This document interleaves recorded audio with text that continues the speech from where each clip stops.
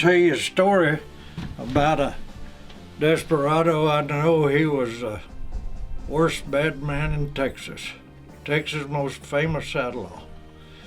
A guy named John Wesley Hardin. He was commonly known and since then as the baddest man in Texas, or you might say Texas' most famous gunfighter. He gained that reputation because he killed as many as 25 to 44 men. So that's why he got such a bad reputation. What I want to talk to you today is about his capture, which is the most significant thing that happened to him and influenced the rest of his life. He was down there around East Texas. He'd already killed Deputy Sheriff Charlie Webb, but it got too hot for him. The boys found out that Hardin was going under the name of J.H. Swain Jr., and he was hiding out on the Florida-Alabama line.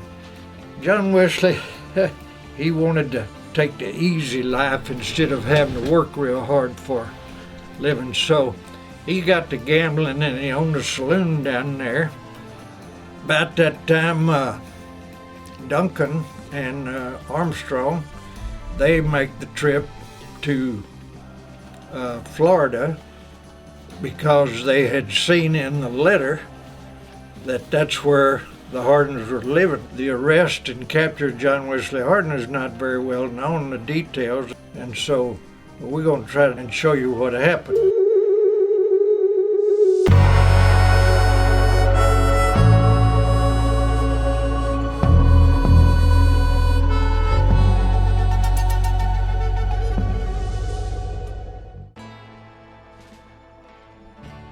John, I got this letter from Florida. I know where Hardin's hiding. Where's that son of a bitch? Johnny's living in Pollard, Alabama, just across the Florida line with his wife and daughter, and he's going by the name of J.H. Swain. Are you sure? How do you know? I intercepted this letter from Brown Bowen, his brother-in-law, to his father. He says his sister is living nearby, and you know who she is?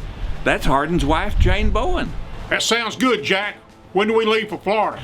I already have my ticket, John. You come as soon as I locate them. Jack, you know we're gonna need a warrant. You know, we're in Texas, he's in Florida. They're not gonna like us coming down to Florida and arresting Hardin. You come as soon as you get the warrant. I'll wait for your telegraph. I'll get it from the governor tomorrow.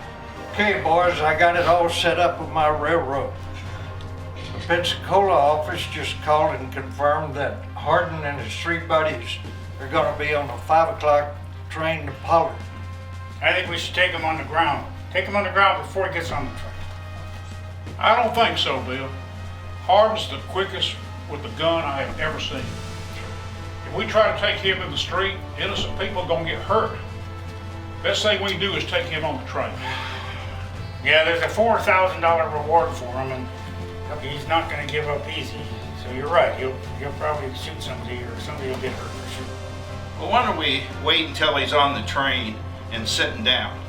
That way we can block both ends and keep him from getting away. I like that. I like that. That's a good idea. Yeah. Yeah, me and Jack, we can come in together, get him in front, get him in back, get him down, and get the cuffs on. Yes. Right. Yes. All right, so you two gonna come in from one end, I'm gonna come in from the other end. By surprise, we're gonna take him. All right. Right. Sounds good. Good. Yep.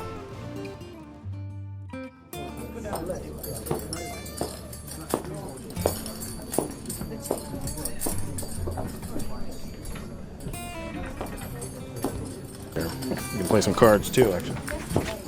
Wait, no. Howdy, Mr. Swain. Howdy. I see you doing the same old thing. Yep. We missed you last night at the saloon. There was one guy there that had a fat wad that he wanted to lose, and he ain't no good at cards. Oh, hell. I always miss the easy ones. How'd you fare? I've done all right for a farm boy, I reckon. But I tell you, had you been there, you'd been easy pickings. Damn. Next time, maybe. Take care. I'll see ya. Yeah, steal them out.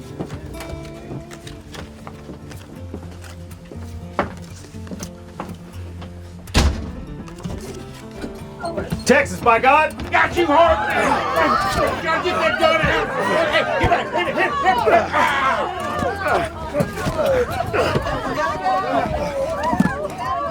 Why can't I? He's got a gun! You Hardin boys get off the train. We got no beef with you. It's not that Get out of here.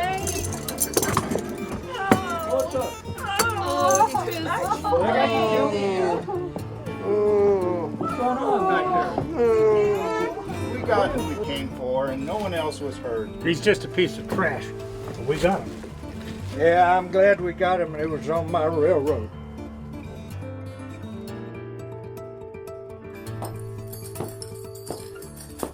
Last train to Pollard, all aboard! Let us through, folks. Let us through. You get out of here, Hardin. Just stand back. Stand back. Wow. It's my prisoner. Stand back. He's trash.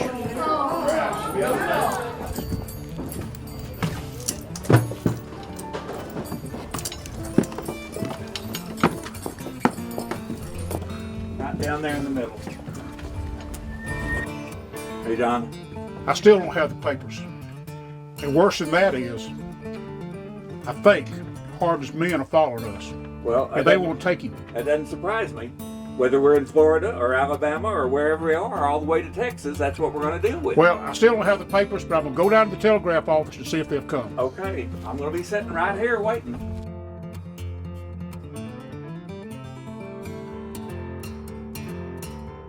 Jack!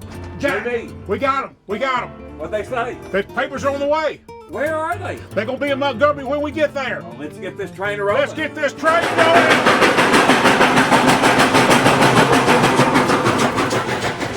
Looks like Hardin's on the way to Austin. And it's about time. I'm glad he's gone. And there's that Hardin woman right now. Are you John Armstrong? I am. I'm Jane Hardin. You captured my husband, you SOB. I'm gonna raise my son to kill you. Ma'am, I was just doing my job for the state of Texas.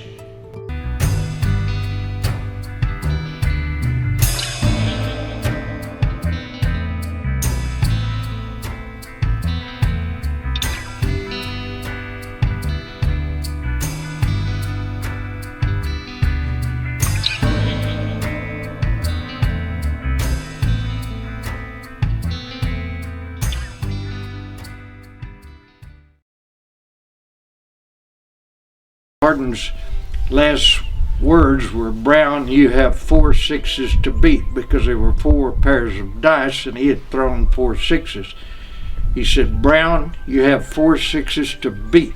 And when he did that, Selman shot him right in the back of the head. He shot him 3 more times when he hit the ground. So Hardin died right there on the floor of the Acme Saloon, having been shot 4 times. The one hit him in the back, came out right over his left eye. There's still a lot of mysteries of exactly what happened. One of the bullets hit a mirror frame on the wall, which I have that mirror. One of the bullets went through Hardin, fell on the floor. That's in a well-known collection today, the original bullet. And that was the end of John Wesley Hardin, although there are a lot of questions still remain. But that's the end of Hardin's life. I'm Jane Bowen Hardin. If you're wondering whatever happened to me after my husband, John Wesley Hardin, was captured, I had a very rough life. We wrote to each other. I took in washing. I had to farm out my 3 kids. I had 2 girls and a boy, and I couldn't take care of them. So I took in washing and did other jobs. I got very sick. John didn't ever get to see me again before he got out of prison. I died in 1890 at the age of 34. I was buried in the Asher Cemetery in Karnes County, Texas, in a marked grave. I'm Jack Duncan, one of the 2 Texas Rangers involved in the capture of John Wesley Hardin. In fact, I'm the one who found out where he was hiding, and I still have the letter from Brown Bowen to his wife Jane's father that revealed that information. You're probably wondering now what happened to me after the capture of John Wesley Hardin, because I was not the famous ranger that my partner John Armstrong was. I went back to Dallas. I was a detective, worked on the police force. As I aged, I became a sanitary inspector and brothel inspector. In fact, it was in a brothel that I was shot by a prostitute right in the neck.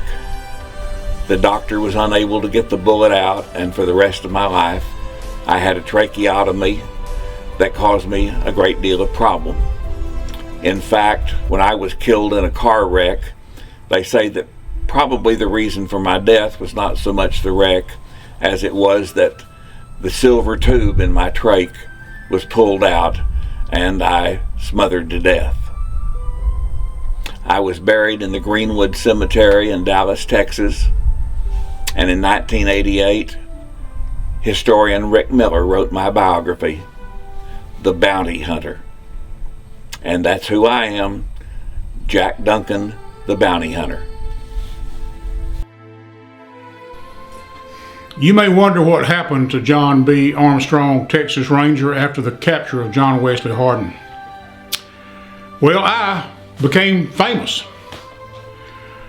I was even promoted to lieutenant. I got married. And with the reward money I received from the capture of Hardin, I purchased 50,000 acres of land in South Texas. And I built me a farm. My life was anticlimactic after that time. I did enjoy ranching and family life. However, South Texas was full of desperados. It was the Wild West.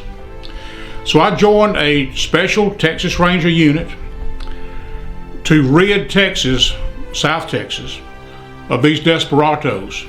This was Texas by God, and we brought peace to this land. For the next 50 or so years, I spent my life, was mainly occupied with family and ranching. And on May the 1st, 1913, I was laid to rest in the family plot at Oakwood Cemetery in Austin, Texas.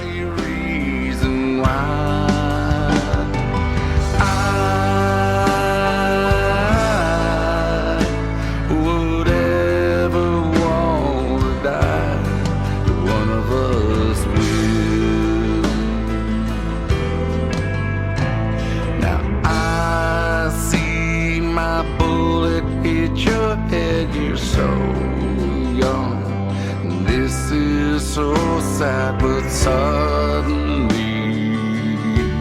there's a pain in my chest. As quickly as I can look down, I see my blood spill on the ground. I'm